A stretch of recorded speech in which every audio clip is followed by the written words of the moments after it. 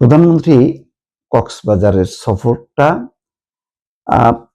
গতানুগতিক খাল খনন বাবার স্মৃতি বিজড়িত সেই খাল তিনি খনন করেছেন। এটা ভালো, এটা বেশ পাতিলি খাল পুনঃখনন করছে, যেটা তার বাবা একসময় করেছিলেন, সেটি তিনি সেই স্মৃতি বিজড়িত খালটি পুনঃখনন করছে। কিন্তু বিষয়টা হলো যে এই কর্মসূচির মধ্য দিয়ে যেমন একবার চাঁদপুরে যাচ্ছেন, রাজশাহী যাচ্ছেন, আবার কক্সবাজার যাচ্ছেন এবং পথে পথে সভা করতে করতে যাচ্ছেন। এতে বোঝা যাচ্ছে যে সরকারি যে কর্মসূচি হোক না কেন, তার মধ্যে মূল একটা বিষয় হচ্ছে যে জনগণের সাথে সম্পৃক্ততা বাড়ানো। কারণ লম্বা সময় ধরে তারেক রহমান দেশের বাইরে ছিলেন, তিনি জনগণের সংস্পর্শে আসেননি বা জনগণ আসতে পারেনি। সেই গ্যাপটা তিনি পূরণ করছেন দফায় দফায় বিভিন্ন কর্মসূচির মধ্য দিয়ে।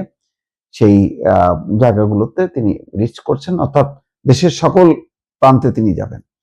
এর মধ্যে যে বক্তব্যটা আজকে এসছে যে বিরোধী দল অস্থিতিশীলতা তৈরি করতে চায়, আর মির্জা ফখরুল ইসলাম আলমগীর আরেকটা অনুষ্ঠানে বলেছেন যে অলিগারদের ধ্বংস করাই সরকারের মূল লক্ষ্য। অলিগার হচ্ছে যারা মানে ক্ষমতাটা নিয়ন্ত্রণ করে, সে ব্যবসায়ী হোক, রাজনীতিক হোক, তারা অর্থাৎ মাফিয়াদেরকে ধ্বংস করতে চান। তো এটাও যেমন একটা রাজনৈতিক বক্তব্য। প্রধানমন্ত্রীর এই বক্তব্যটা গুরুত্বপূর্ণ।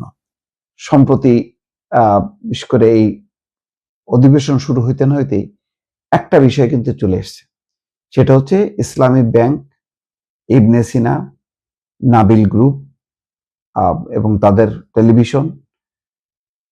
সেখানে যে কথাটা বলেছেন যে 22,000 কোটি টাকা নির্বাচনের আগে পরে বিতরণ করা হয়েছে।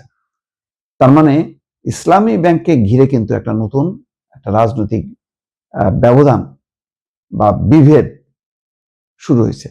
এই ইসলামী ব্যাংক নিয়ে একসময় আওয়ামী লীগ মুখোমুখি হয়েছিল জামাত ইসলামীর, এবং সেখানে তার একটা করুণ পরিণতি ছিল যে একটা স্থিতিশীল ব্যাংকটা এমন এক লুটেরা গোষ্ঠীর কাছে দিছে, সেটা একেবারে ধ্বংস হওয়াতে ইসলামী ব্যাংক আবার পূর্ব অবস্থায় ফিরে আসার বাস্তবতা তৈরি হলো।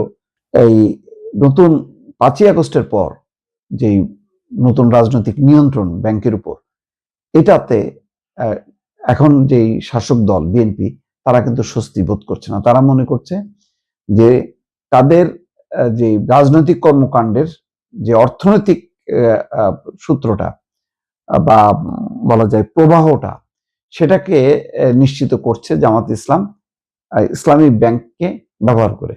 অথচ ব্যাংকগুলো বাংলাদেশ ব্যাংকের নিয়ন্ত্রণে, সেখানে সরকারেরও একটা নিয়ন্ত্রণ থাকে, মনিটরিং এর বিষয় থাকে। এখন একটা ব্যাংক যেখানে চিহ্নিত হচ্ছে যে তারা অর্থায়নের ব্যাপারে এবং আর্থিক সরবরাহ, বিদেশ থেকে অর্থ আসা, সেই অর্থ নানা প্রান্তে ছড়ানোর ক্ষেত্রে ইসলামী ব্যাংক ভূমিকা রাখছে এবং সেখানে একেবারে দলের নিয়ন্ত্রণে আছে। সেই জায়গাটা এখন ভাঙতে চাচ্ছে। এটা নিয়ে কিন্তু জামাতের সঙ্গে বিএনপির যে বিরোধ, সেই বিরোধটা লুকানো আর থাকলো না, শেষ পর্যন্ত সংসদে চলে আসলো। হয়তো এইসব পরিস্থিতিকে লক্ষ্য করেই তারেক রহমান বলছেন যে বিরোধী দল অস্থিতিশীলতা তৈরি করতে চায়। আরো একটা গুরুত্বপূর্ণ দেখেন যে সংবিধান সংশোধনের যে কমিটি, সেই কমিটিতে আহ্বান করা হয়েছিল বিরোধী দলকে, জামাত ইসলামকে। জামাত ইসলাম বলছে যে না, তারা সেই কমিটিতে যাবে না। অর্থাৎ তাদের দাবি যে জুলাই সনদ অনুযায়ী বা গণভোটের আকাঙ্ক্ষা অনুযায়ী সংবিধান সংশোধন করতে হবে। সংসদে এখন অবস্থিত যে দলগুলো আছে, তারা কমিটি করে তারা প্রস্তাব দেবে, তার আলোকে এটি সংশোধন হবে, এটি তারা মানবে না। ফলে এখানেও কিন্তু একটা অচল অবস্থা তৈরি হয়ে গেল। এবং সম্প্রতি বিদ্যুতের মূল্য বৃদ্ধি, আরো কিছু কর্মসূচি নিয়ে বিরোধী দল রাজপথে কর্মসূচি করেছে। সেখানে সরকারি দল বাধা না দিলেও তারা মনে করছে যে যে কোনো দুর্বলতার সুযোগ নিয়ে জামাত ইসলাম এনসিপি কে নিয়ে মাঠে আসবে এবং মাঠ সরগরম করবে। সেই কারণে সরকারও প্রস্তুতি নিচ্ছে যে তাদের কোনো অন্যায় দাবি বা অন্যায় কর্মকাণ্ড তারা বরদাস্ত করবে না। এবং ইসলামী ব্যাংকের কারা কারা টাকা নিয়েছে, কোন কোন গ্রুপ, সেগুলি যেভাবে নামটা প্রকাশ করা হয়েছে, তাতে নিঃসন্দেহে জামাতের সাথে বিএনপির সম্পর্কটা ভালো থাকবে না এবং এই বিরোধটা শেষও হলো না, এই বিরোধটা হয়তো চলতে থাকবে। এখন দেখার বিষয় যে তারেক রহমান কি ইঙ্গিত দিচ্ছেন, যে অস্থিতিশীলতা বলতে কোন ধরনের প্রবণতা তিনি মুখোমুখি হচ্ছেন, সেটা হয়তো আরো কিছু ঘটনা সামনে আসলে তখন পরিষ্কার হবে দর্শক।